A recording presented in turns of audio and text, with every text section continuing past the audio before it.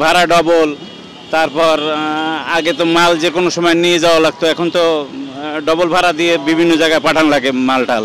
সরকার তো বলছে সামান্য বাড়ছে, কিন্তু ড্রাইভাররা হেল্পাররা তো পর্যাপ্ত পরিমাণে টাকা নিচ্ছে। ডিজেলের দাম কেরোসিন দাম বাড়ানোর পরে সব পরিবহনে আপনারা মানে ইয়া পড়ছে আর কি, এটা মানে এটা প্রভাব পড়ছে আর কি। যার ফলে এখন ধরেন বাস ভাড়া বেশি। শুধু এটা না, শুধু এটার দাম, তেলের দাম, ইয়ার দাম বাড়াতে সব জিনিসের দাম বেড়ে গেছে গা।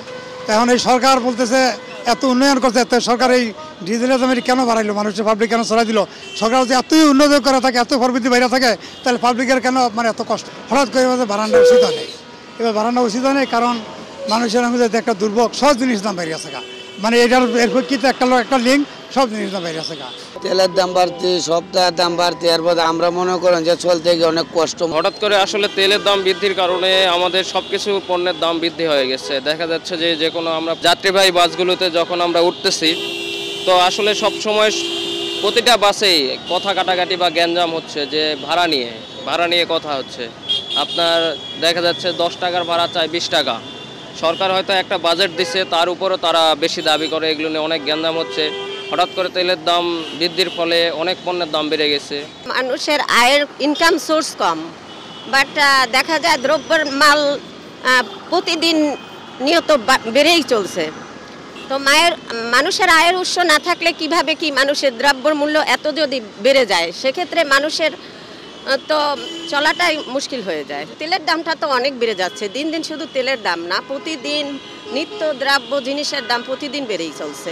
এভাবে এটা তো মানুষের জীবনের উপরে একটা চাপ সৃষ্টি করা। আগে যেখানে আমাদের 10 টাকা ভাড়া ছিল একটা চেক, ওইখানে এখন ভাড়াটা 15 টাকা করা হয়েছে। যেখানে 20 টাকা ছিল, যেটা 30 টাকা করা হয়েছে। এখন যেখানে ভাড়া বাড়ানোর কথা ছিল আপনার কিলোমিটারে 1 টাকা 70 পয়সা, সেখানে 50% ভাড়া বাড়াই দিচ্ছে, যেটা আমরা স্টুডেন্ট, আমাদের কাছে তো এখন ভাড়াটা একটা ব্যয়বহুল হয়ে যাইতেছে।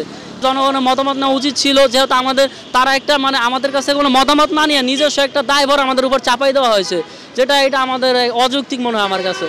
করোনাকালীন যে দুরবস্থা বাংলাদেশ গোটা বিশ্বে চলছে, সেই অবস্থাতে হঠাৎ করে এরকম একটা তেলের দাম সরকার বাড়াইতে পারত, কিন্তু সেই ক্ষেত্রে হয়তো বা 5% বা সর্বোচ্চ 10% করে যাতে, কারণ এই যে ডিজেল, বাংলাদেশের যে ডিজেলটা, বিশেষ করে কেরোসিনটা অত ব্যবহৃত হয় না, কিন্তু ডিজেলটা অল বাংলাদেশে, বিশেষ করে এখন শীতের মৌসুমে কৃষি যে ইরি ধানটা আসছে, এটার কিন্তু মূল উৎস, আমাদের যে মূল জ্বালানি শক্তি, সেটা হচ্ছে এই ডিজেল।